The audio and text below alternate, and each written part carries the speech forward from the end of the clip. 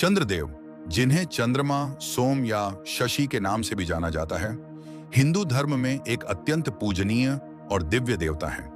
वे नवग्रहों में से एक माने जाते हैं और उनके अस्तित्व का वर्णन प्राचीन वैदिक ग्रंथों, पुराणों और धार्मिक शास्त्रों में विस्तार पूर्वक मिलता है।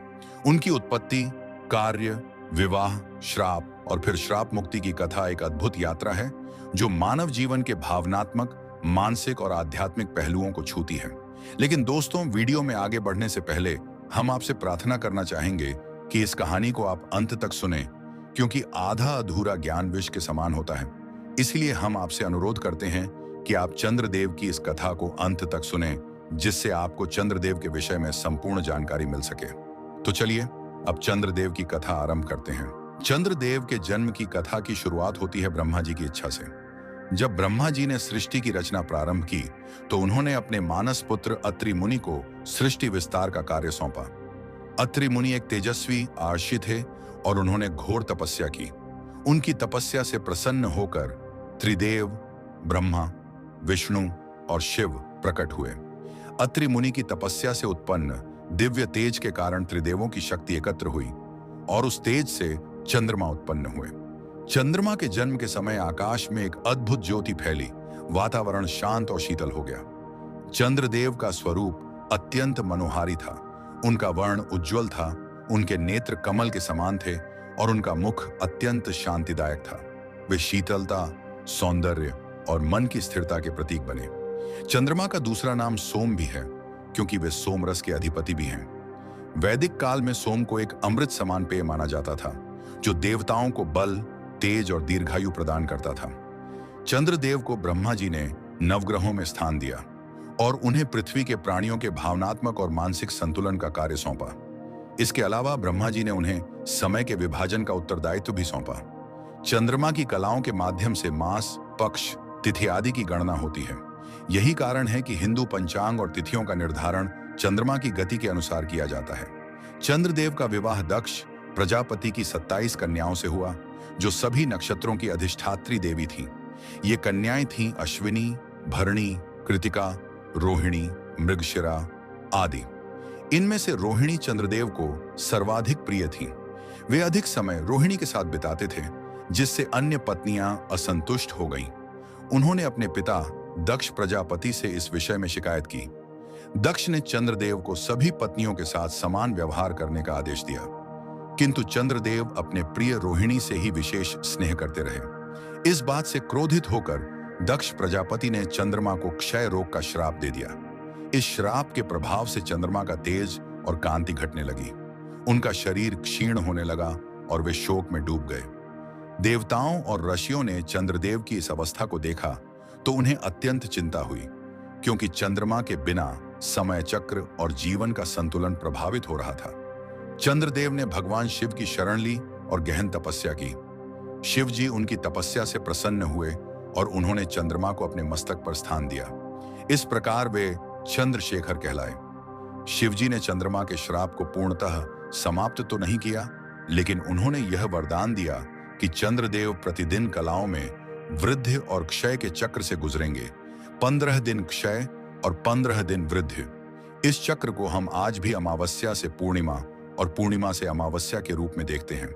चंद्रदेव का यह चक्र जीवन के उतार चढ़ाव, भावना की लहरों और समय की अनंतता का प्रतीक बन गया। वे भावनाओं, प्रेम, कला, सौंदर्य और कल्पना के देवता बन गए। उनके प्रभाव से ही मनुष्य में भावनात्मक गहराई, रचनात्मकता और मानसिक संतुलन आता है। आयुर्वेद में भी चंद्रमा को मन, रसधातु और शीतलता का कारक माना गया है। चंद्रदेव का एक और महत्वपूर्ण प्रसंग समुद्र मंथन से जुड़ा है। जब देवताओं और असुरों ने मिलकर समुद्र मंथन किया, तब 14 रत्न उत्पन्न हुए। उन्हीं में से एक चंद्रमा भी थे, जो समुद्र मंथन से प्रकट होकर आकाश में विराजमान हुए। उस समय देवताओं ने उन्हें शिवजी को समर्पित किया, जिन्होंने उन्हें अपने मस्तक पर धारण किया। इस घटना से भी चंद्रदेव का महत्व और दिव्यता और बढ़ गई। चंद्रदेव की एक और कथा बहुत प्रसिद्ध है, जो तारा और बृहस्पति से जुड़ी है। बृहस्पति देवताओं के गुरु थे और उनकी पत्नी तारा अत्यंत रूपवती थी। एक बार चंद्रदेव तारा के सौंदर्य पर मोहित हो गए और उन्होंने तारा का अपहरण कर लिया। तारा भी चंद्रदेव के साथ चली गई। जब बृहस्पति ने तारा को वापस लाने की कोशिश की, तब देवताओं को हस्तक्षेप करना पड़ा। तारा अंततः वापस आ गई, लेकिन वह गर्भवती थी। उनके गर्भ से बुध का जन्म हुआ। बुध अत्यंत बुद्धिमान और तेजस्वी थे। यह विवाद उत्पन्न हुआ कि बुध का पिता कौन है, बृहस्पति या चंद्र। तारा ने सत्य स्वीकारते हुए कहा कि बुध चंद्र के पुत्र हैं। इस घटना के कारण बुध को चंद्र का पुत्र माना गया, लेकिन चंद्रदेव और बुध के बीच वैमनस्य उत्पन्न हो गया। यही कारण है कि जब ज्योतिष में चंद्र और बुध एक साथ हों तो उन्हें चंद्र बुध योग कहा जाता है, जो या तो शुभ फल देता है या मन और बुद्धि में संघर्ष दर्शाता है, क्योंकि दोनों ग्रहों की प्रकृति भिन्न है। चंद्र भावना और बुध बुद्धि के प्रतीक हैं। चंद्रदेव का अस्तित्व केवल खगोलीय या पौराणिक नहीं, बल्कि आध्यात्मिक रूप से भी अत्यंत गहरा है। चंद्रमा को मन का अधिपति माना गया है।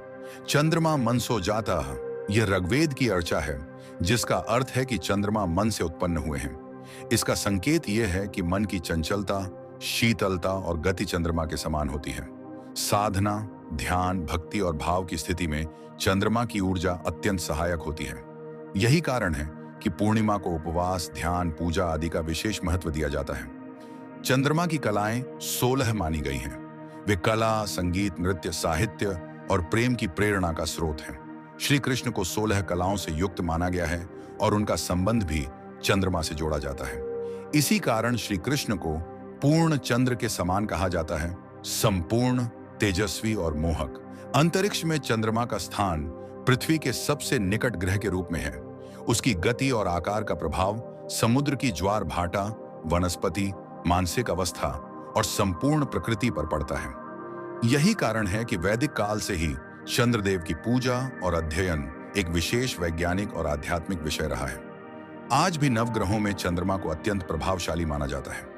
जिनकी कुंडली में चंद्रमा बलवान होता है, वे भावुक, रचनात्मक और सौंदर्य प्रिय होते हैं। जिनका चंद्रमा दुर्बल हो, वे चंचल मन, मानसिक अशांति और चिंता से ग्रस्त रहते हैं। इसलिए चंद्र को प्रसन्न करने के लिए सोमवार का व्रत, चंद्र मंत्र का जाप और शिव जी की आराधना की जाती है। इस प्रकार चंद्रदेव की कथा केवल एक पौराणिक प्रसंग नहीं, बल्कि जीवन के गहरे संकेतों से जुड़ी हुई है। वे हमें सिखाते हैं कि भावना और मन की स्थिरता कितनी आवश्यक है। उनका जीवन प्रेम, सौंदर्य, मोह, पीड़ा, श्राप, तपस्या और पुनरुद्धार की एक संपूर्ण यात्रा है। वे यह भी सिखाते हैं कि कोई भी स्थिति स्थायी नहीं होती। जैसे चंद्रमा घटते बढ़ते रहते हैं, वैसे ही जीवन के सुख दुख भी समय के साथ बदलते रहते हैं। चंद्रदेव की कथा एक ऐसा दर्पण है जिसमें हम अपने मन के हर रंग को देख सकते हैं।